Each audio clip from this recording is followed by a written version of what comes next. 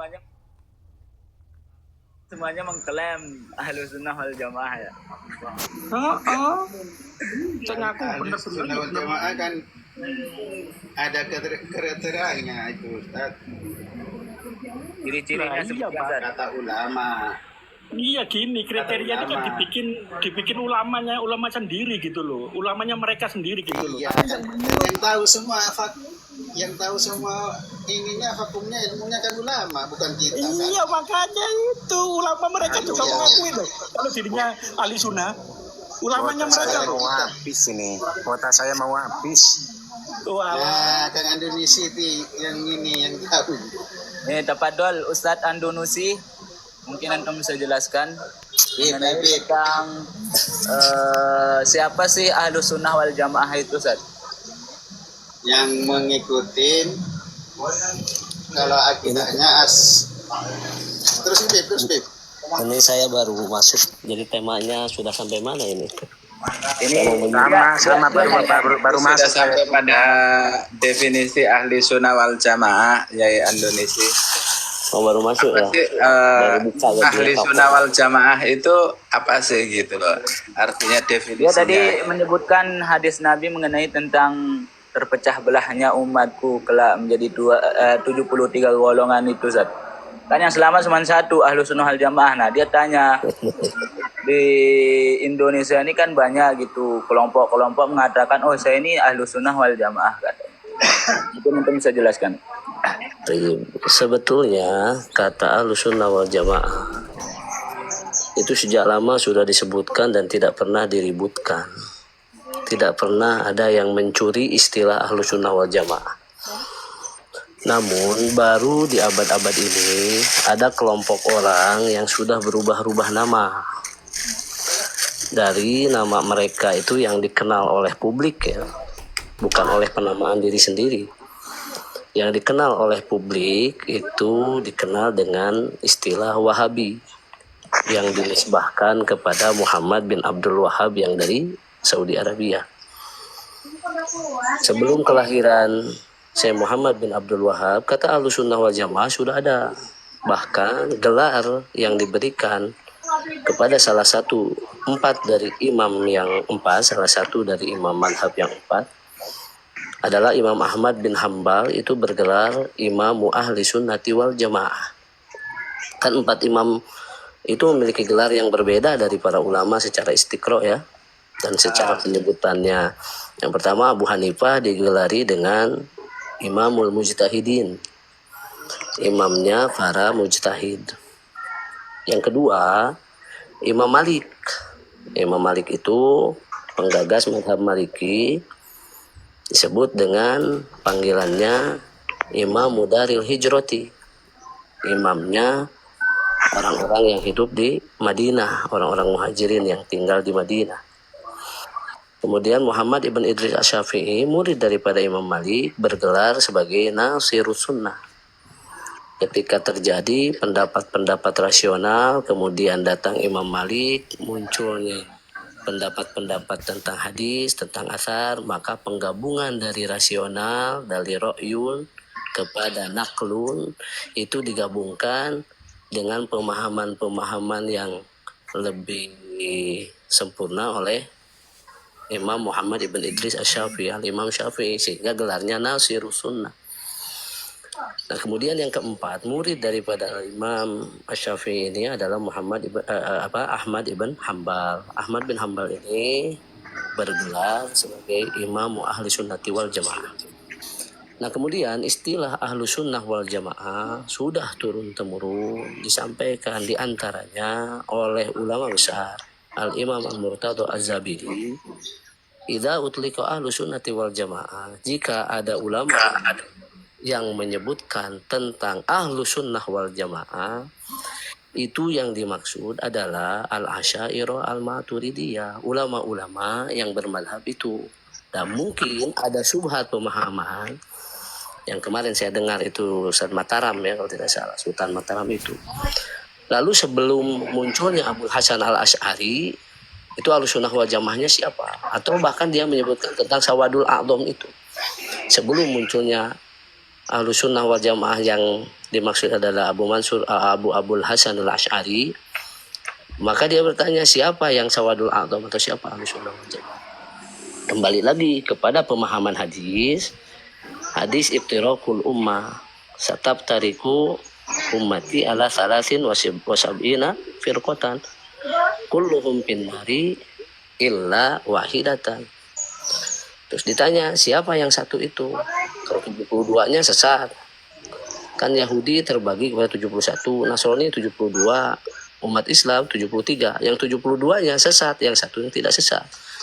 Disebutkan mana alaihil yauma wa ashabi, apa yang kupegang hari ini dan dipegang juga oleh para sahabatku, yakni hadis dengan pendapat-pendapat, ucapan-ucapan para ulama. Yaitu para sahabat, mereka mengambil dari hadis, juga dari pendapat para sahabat. Nah, yang jadi pertanyaannya, istilah Ahlus Sunnah wal Jamaah dulu tidak ada yang merebutkan, tapi yang sekarang meributkan. Yang namanya asalnya Muhammad bin Abdul Wahab, tapi tidak pede dengan nama itu, sekalipun di antara mereka ya ulama yang kontemporer sekarang ada yang menyebutkan bahwa itu laqabun syarifun, merupakan panggilan yang menyenangkan, panggilan mulia. Bahkan yang dari Indonesia itu sudah wafat, Ja'far Umar Thalib menyebutkan ana Wahabi, saya adalah Wahabi. Bahkan di antara mereka ada yang menyebutkan, menyamakan dengan ucapannya Imam Syafi'i ketika dituduh dia sebagai Rafidhah, ingkana hubbu ahli Ahmad rabbon, kalau seandainya rasa cintaku kepada keluarga Muhammad sebagai Rafidhah, falias hadis sakolani anni Rafidi, maka hendaklah manusia dan jin menyaksikan akulah Rafidhah. Bukan berarti Imam Syafi'i itu seorang Rafidhah, tapi Imam Syafi'i tidak bisa menyembunyikan rasa cintanya kepada Ahlul Bait. Rasa cintanya Imam Syafi'i kepada Ahlul Bait beda dengan rasa cintanya orang-orang Rafidhah Syiah yang sesat itu. Nah, ada yang mengambil ucapan itu, seandainya aku mengikuti sunnah Nabi ini, mengikuti Quran dan sunnah ini dikatakan sebagai Wahabi, maka saksikanlah oleh manusia dan jin dan oleh seluruh makhluk bahwa aku ini Wahabi sejati. Itu pernah ada yang menyebutkan. Nah, semakin maju, zaman berkembang, orang semakin melek sejarah, kitab mulai terbuka, ratusan kitab yang mengkritisi Muhammad bin Abdul Wahab. Muncul mereka tidak percaya diri dengan nama Wahabi, akhirnya mengganti nama dengan apa?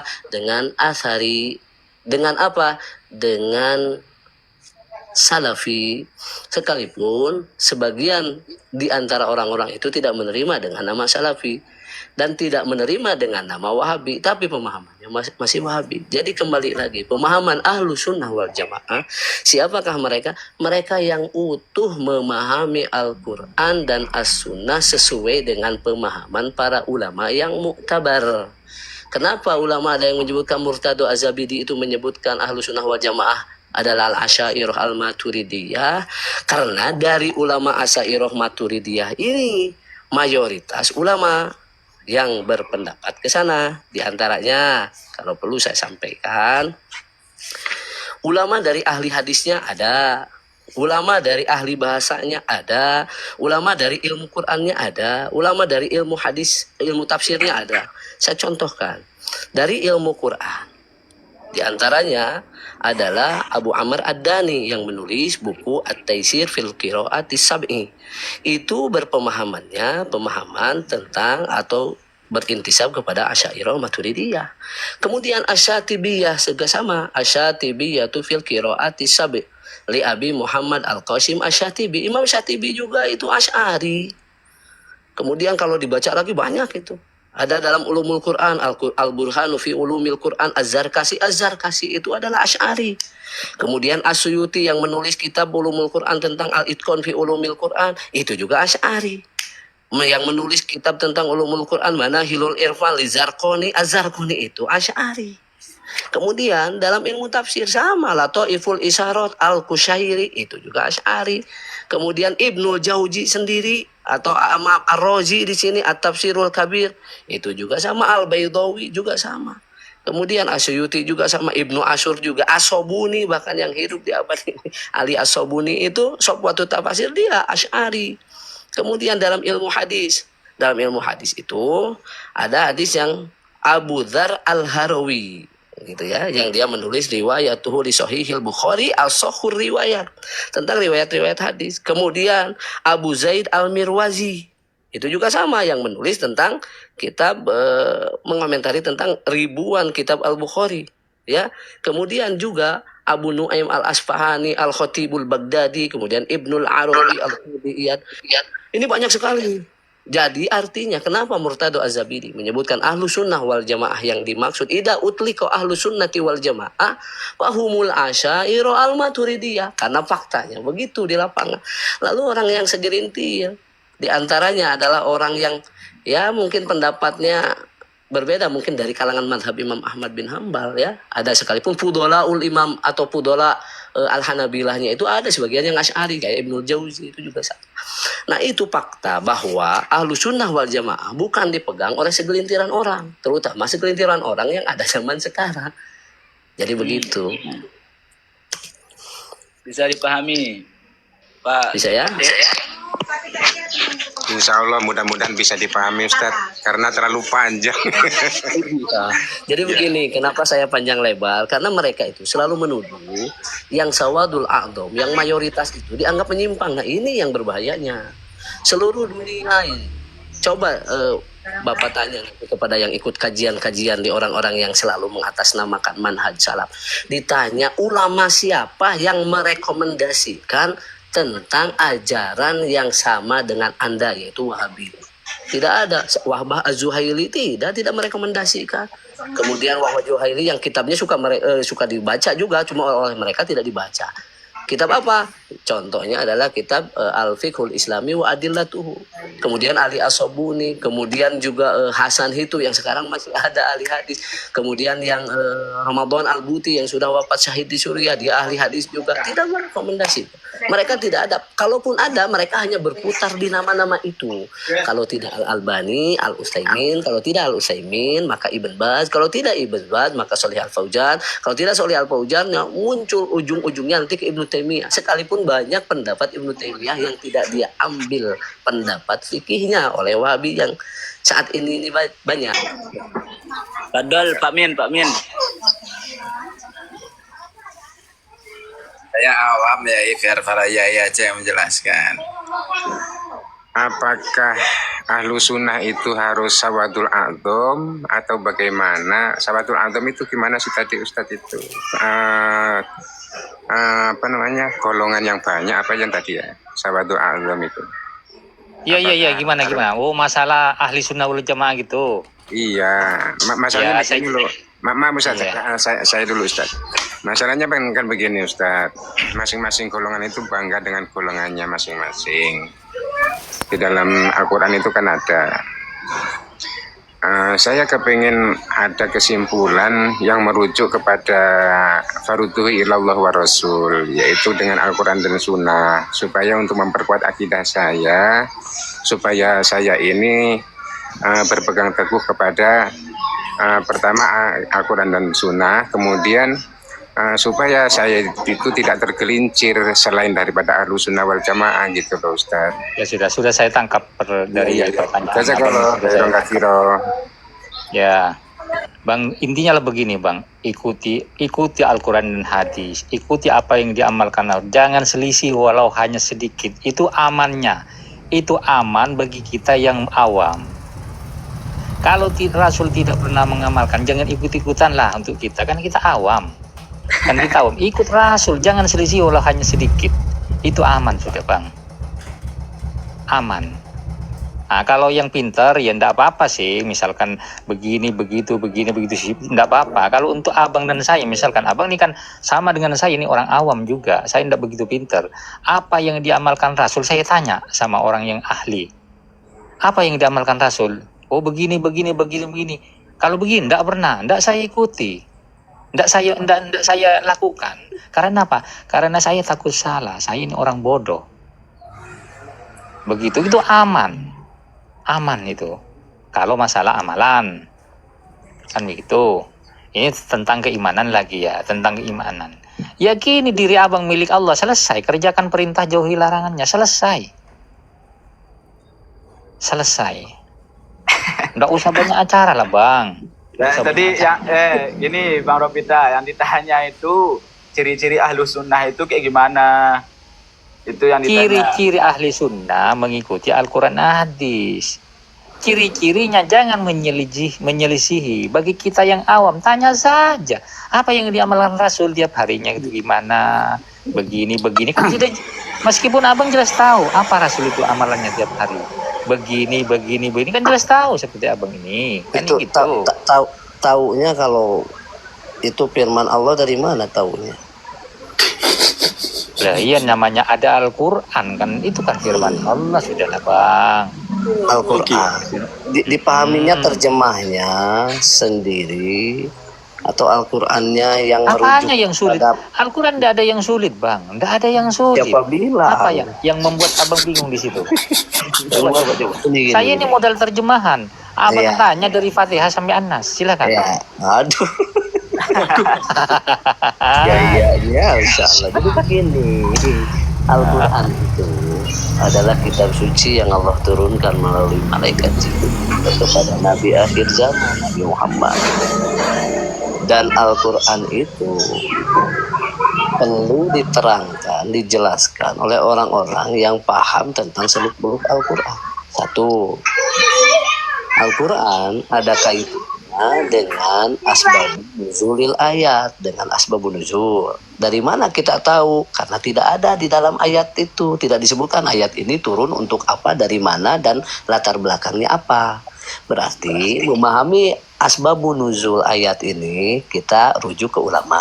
Yang kedua, memahami Al-Quran itu tidak semuanya. Orang Arab sendiri, bukan Mas Ropita ini orang mana nggak tahu, terjemahannya aja yang tahu. Orang Arab yang bisa ngobrol bahasa Arab tidak dijamin mereka memahami terjemah yang ada di dalam Al-Quran, tidak. Dan mereka orang Arab hanya punya dasar mampu berbicara bahasa Arab, namun kemampuan berbicara bahasa Arab itu tidak lantas dia memahami Al-Quran. Mereka tetap ketika melihat ayat yang kaitannya dengan langsung dipahami, ayat muhkamat, tidak jadi masalah. Ketika mereka melewati atau membaca ayat-ayat yang mutasyabihat, baru di situ diperlukan, oh ini gimana, ini ada iskal, ada masalah, ini kalau diterjemahkan saya nggak paham. Kembali ke siapa? Kembali lagi kepada ulama. Dalam hal ini berbicara Al-Quran harus melalui prosedurnya yang benar, mengikuti ahli tafsirnya, bisa mengikuti Ibnu Katsir, At-Tabari, Al-Qurtubi, Al-Baydawi, dan As-Suyuti, dan para mufasir banyak. Tinggal merujuk ke situ. Karena kalau hanya terjemahan, itu bahkan kalau nggak ada tulisan Arabnya, itu bukan Quran, itu terjemahan. Berbeda. Yang kedua, hadis. Hadis juga tidak setiap yang diucapkan oleh Rasulullah SAW itu langsung dipahami maknanya secara dohir, tidak. Dan hadis ketika berbicara itu dilihat dulu. Setelah kita melihat, oh ini maknanya begini. Ketika ada iska, tanya kepada siapa? Kepada ahli hadis. Siapakah mereka? Para ulama, para fuqaha terutama. Karena hadis terkait banyak yang halnya dengan terkait dengan praktis, dengan ibadah, dengan yang lain halnya. Maka hadis nanti ketika berbicara tema ini berarti asbabu wurudil hadisnya begini, sebab datangnya hadis begini, ini diriwayatkan dari sahabat ini.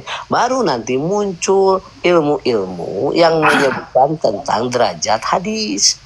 Dan orang-orang zaman sekarang banyak yang menganggap bahwa dirinya lah yang lebih paham hadis sahih. Dan orang lain hadisnya dhaif. Kalau dipahami begitu, dalam Sebentar, ada telepon bang. Maaf berat di situ ada masih telepon, banyak ya? ilmu, banyak Ada telepon, ya? lebih banyak gitu loh kasihan kalau umpama kita disuruh belajar mantik, bayan, balaho, atau nanti abadul nusul. Nah ini nanti kasihan ini iya, makanya para ulama itu membuat buku-buku itu untuk praktis agar tidak terlalu capek, lelah bagi orang-orang. Begini Mas, ini yang jadi permasalahan. Ini hanyalah sebagai reaksi saja. Reaksi dari apa? Dari video yang cuplikan-cuplikannya selalu berseliweran di beranda atau di dunia nyata juga sama. Ketika ada yang beramal tentang suatu amalan, ketika dia sebutkan, dia menyalahkan orang lain yang sama-sama sudah beramal, cuma berbeda amalnya. Itu jadi masalah. Baik, saya potong dulu ya, Bang. Saya potong dulu ya, Bang. Potong. Ini bagi kami, bagi saya, khususnya orang kayak saya kan bodoh nih, enggak tahu apa. Dan enggak usah nyalahkan orang sudah. Ya udah, nggak usah, Iya kan? nggak usah Selesai. hari. Kita ini belajar khusus untuk saya sendiri, misalkan dengan Rasulullah di Al-Qur'an dijelaskan sholat, ya sholat aja sudah. Kalau sholat nyalain kalau orang khusus Iya. orang yang awam kan gitu. Maksudnya Kan gini, gitu. Mas Apa Rofi. yang sebentar dulu bang. Ini bagi yang tadi kan tanya abang ini ini kasih simpelnya aja, jangan dipersulit begini nanti sulit dia. Intinya beriman kepada Allah, kerjakan perintah dan jauhi larangan. Jangan selisih walau hanya sedikit. Nanti apa itu yang diamalkan Rasul? Tanya sama ulama-ulama. Ulamanya yang Dan- mana? Ya ulama yang mengikuti Jadi Al-Quran begini, dan hadis. Mas Apa yang Rofi diamalkan tadi. Rasul? Misalnya Iya, dengar. dulu lah bang. Apa yang diamalkan Dengar dulu. Rasul? Misalkan Rasul mengamalkan begini, ikuti saja biar kita tidak berat. Saya potong sebentar. Ah, Saya Iya Pak tanya. Ropo belum kita. Ya udah wis gak usah nganu sama-sama salesnya kan gitu kan. Nah sekarang iya, ini kalau saya konsumennya ikut mana gitu aja. Konsumen ikut Dengar mana saja, kan Rofi. gitu. Begini ya, Rofi. kalau saya nih ya sebentar dulu ya. Kalau saya ini Iya, kan sebentarnya nggak tahu lama. lah, bukan orang alim lah ya, bukan orang alim. Sini saya tanya sama orang-orang yang memang berilmu lah. Coba Sebentar, jelaskan sama saya apa Rasul yang tiap hari amalkan, Dengar. apa yang tidak Rasul amalkan. Saya tanya, Iya, begini mas. Oh iya. Terus kalau seperti ini saya tanya, kalau seperti apa Rasul pernah mengamalkan? Tidak. Kalau seperti ini pernah mengamalkan? Iya, begitu Tidak. begini. Jadi bagi saya sebentar dulu lah. Bagi saya nih sebagai orang awam ya sudah tidak mengamalkan saya. Untuk apa repot? Yang sudah tentu nyata diamalkan oleh Rasul belum tentu saya kuat mengamalkan. Nah, saya Untuk apa tanya. saya menambah-nambahi Saya lagi? tanya sama Untuk siapa Ropita. saya jauh-jauh berpikir ke sana Orang kemari. awam seperti Ropita nanti begini. Ah. Tidak bisa membedakan antara kata ulama dengan kata ustadz. Ustadz muncul belakangan.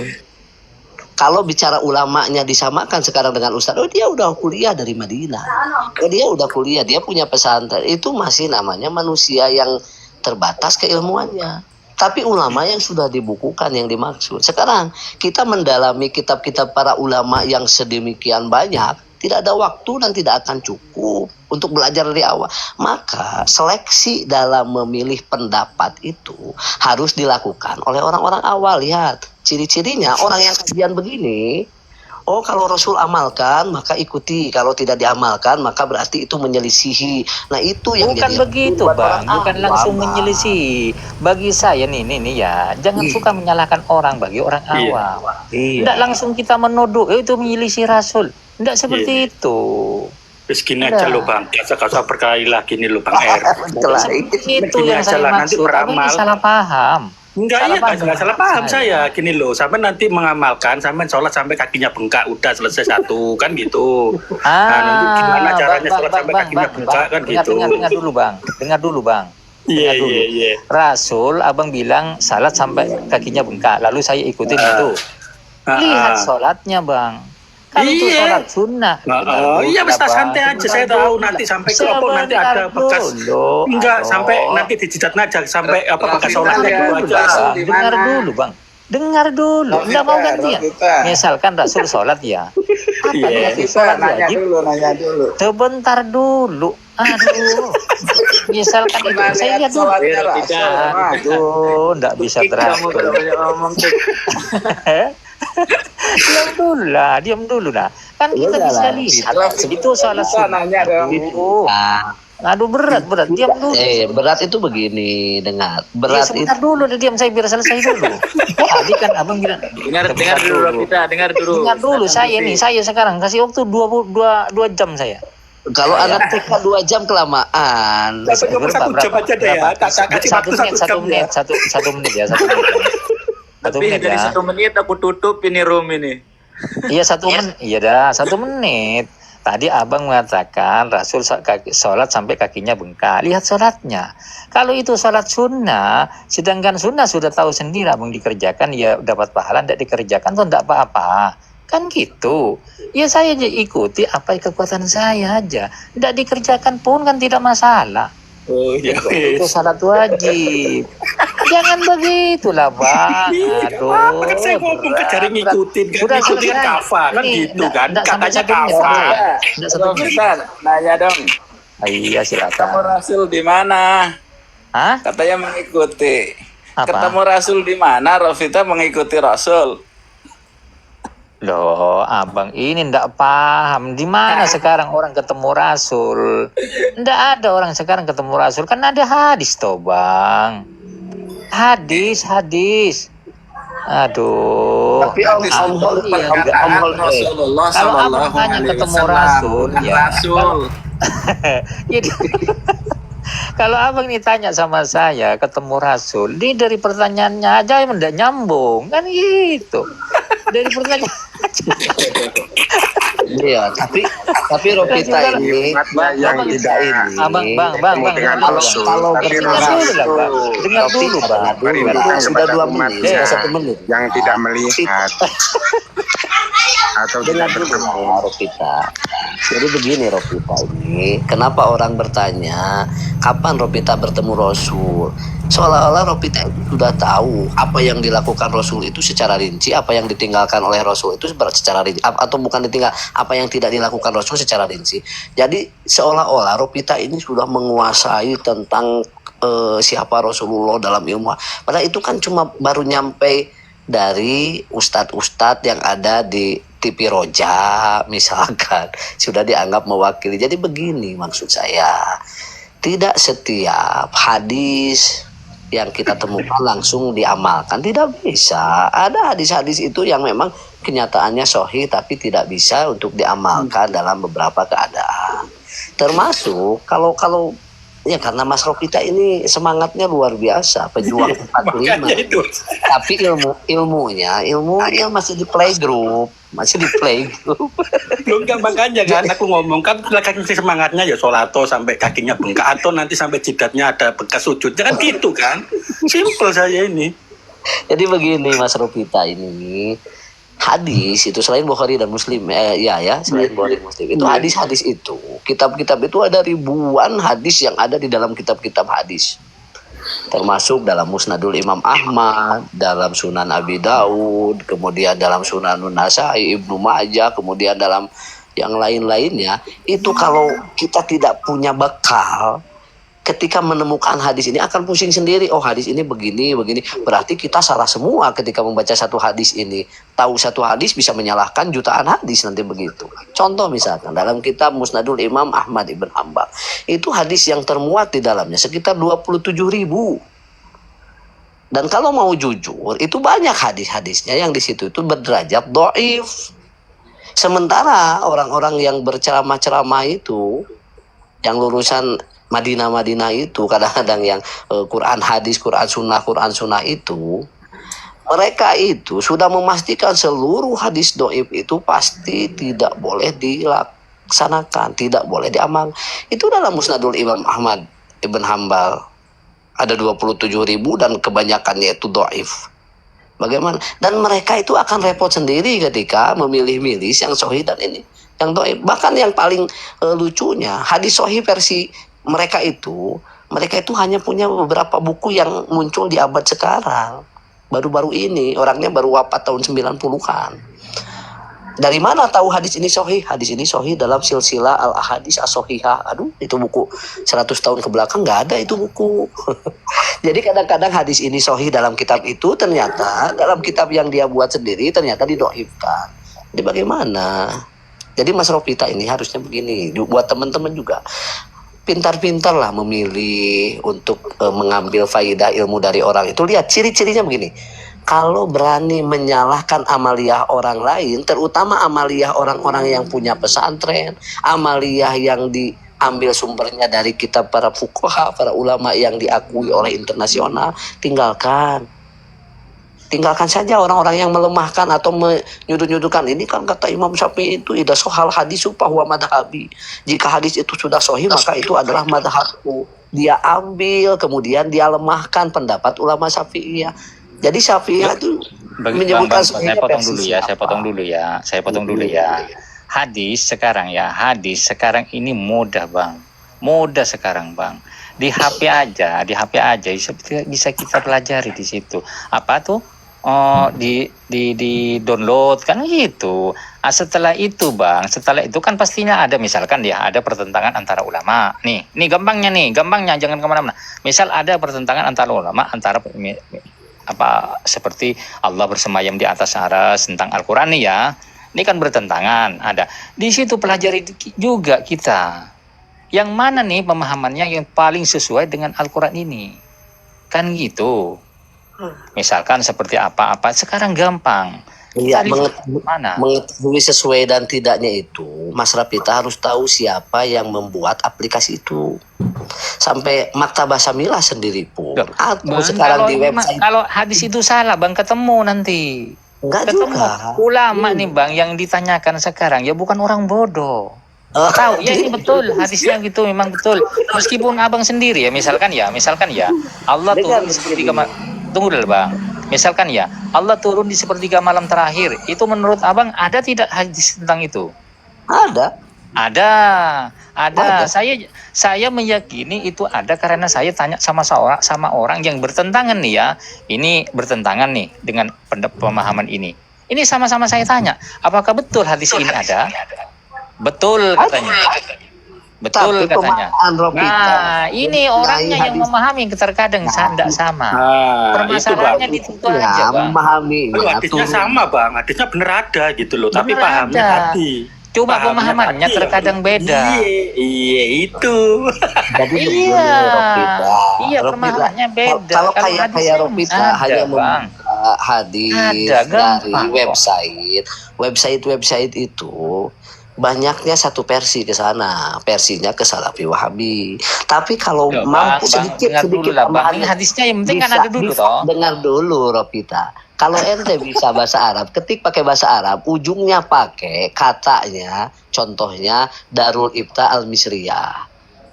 Pemberi fatwa yang ada di Mesir. Udah ratusan tahun para ulama itu, ulama Azhar. Baru klik, itu pendapatnya akan utuh. Ada perbandingan antara satu pendapat dengan pendapat yang lain. Nah, mana nuzul? Nuzul ini hadis Allah turun. Nah, turun itu otak Ropitanya karena mendapatnya dari yang satu pemahaman dengan Salafi Wahabi, jadi dipahami nuzul itu artinya dohirnya berarti turun. Tapi kalau kita tidak, kita itu memahami kata nuzul, kata ja'a itu hanya diyakini datang lafad aslinya begitu, tapi maknanya tidak sama dengan terjemah. Di mana cara memahami Bang? Seperti Allah turun di Memahaminya sepertiga malam mengembalikan atau mentakwilkan. terakhir. Gimana takwilnya? Ditakwilkan Allah yang dimaksud turun itu bukan zatnya tapi rahmat Allahnya turun kepada orang yang menyengaja untuk bertakorub kepadanya di sepertiga malam terakhir. Rahmatnya turun, rahmat berupa keberkahan hidup, ketenangan jiwa, kemudian keyakinannya lebih dekat dengan Allah dalam hal ibadah. Itu rahmatnya. Nuzulu rohamatillah atau nuzulu rohamatillah. Itu penakwilan Abang kan gitu. Iya, emang tahu Ya kan ya. begitu. Kalau seumpama saya menakwil juga yang turun malaikat gimana? Ya, malaikat itu juga bisa, asal pendapat takwil itu dilihat dari ulama. Ini bukan pemahamannya Ropita. dulu Bang. Benar itu Dengar Bang. Ropita itu siapa? yang turun, Ropita itu siapa? Bisa tahu nuzul maknanya begitu. Ropita itu siapa? Bang. Kitab Bang, apa yang Bang. kamu baca? Abang Atau menjelaskan kitab dari apa yang tadi sudah saya, kamu tulis? ya. Di situ Coba Ropita kata saya turun, tanya, Bang. nuzul itu diambil dari kata apa? Abang ini dari Abang cara Ropita, menjelaskan dengar aja, dulu. dari cara menjelaskan Ropita aja, Abang ini dengar tidak dulu. sesuai. Ropita Tidak ini sesuai. dengar dulu. Ropita ini dengar dulu. Saya tanya lebih jauhnya. Ropita tahu apa tentang nuzul? Nuzul dari kata bahasa apa? Ayo Ropita jawab. Jawab. Diambil dari akar kata apa? Dari huruf apa saja? Ada berapa huruf? Lalu derivasi akar katanya nanti menjadi berapa huruf? Bisa tidak? Ini langsung Aja nggak takwilnya versi takwil sendiri. Kalau takwilnya para ulama itu akan melihat tidak mentakwil dengan otak sendiri, akan mengambil takwil yang sudah dilakukan oleh para ulama. Saya menyebutkan rahmat-rahmat Allah yang turun itu ada dalam kitabnya, dan kalau saya bukakan, buat apa bukakan buat Ropita? Jangankan buat buka, baca hurufnya aja nggak bisa.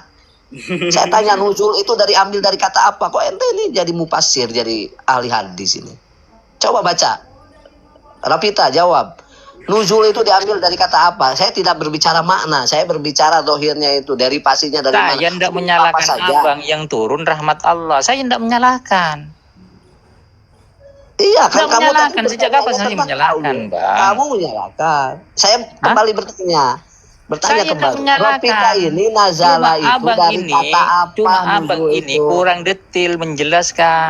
Jawab Ropita, jawab. Kamu itu Saya ditanya tidak tadi. menyalahkan, tapi cara abang menjelaskan itu tidak detail. Orang tidak akan paham. Dan yang mentakwil itu Biar disalahkan. saya yang orang jelaskan, seperti abang dengar Rapita dulu. menyalahkan Abang yang dengar dulu, mentakwil. saya yang jelaskan.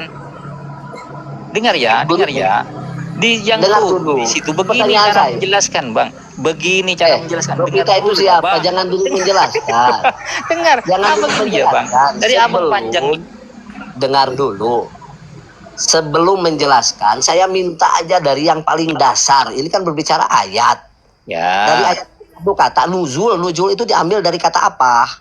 Ya, enggak tahu bahasa Arab saya, Bang. Ya udah, jangan diteruskan. Mau menjelaskan apa? Tahu saya. Kan saya nggak tahu.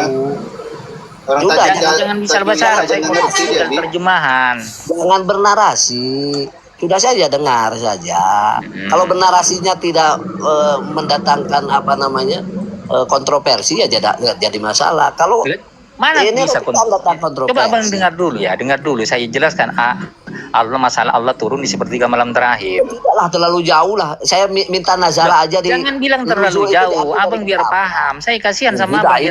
Dia tidak ini ayat pusing. mutasabihat itu ayat mutasabihat itu Abang terlalu di pusing jauh. dari tadi menjelaskan sampai-sampai. Kalau Ropitanya nggak tahu nuzul dari kata apa, ini buang-buang waktu. Sudahlah, nanti dengar dulu. Sudahlah. Dengar dulu lah. Udah Sabar, Ropita, sabar. kamu udah kalah kamu Ropita. Kalah. Ya sudah, sabar dulu. Kalah menang ya terserah nilai. Yang menilai kan, yang menilai nanti kan abang Bos. sendiri. Silakan sama kayak nanti. Tapi aja nggak ngerti Sama Nilai gimana sama persamaan kayak saya. ngobrol, silakan kayak Bang, dengar seperti yang dulu. Yang kemarin lain sok tahu diam. silakan. Yang lain diam dulu. Nih Allah turun di sepertiga malam terakhir. Begini cara menjelaskan. Sesuatu yang disandarkan pada Allah. Ini ingat. Ropita, ini pertanyaan berlaku. saya belum dijawab tadi. Kau diam dulu lah, kau jadi penonton yang baik. Aduh, di pinggir dulu. Misalkan, aduh, berat. Apa?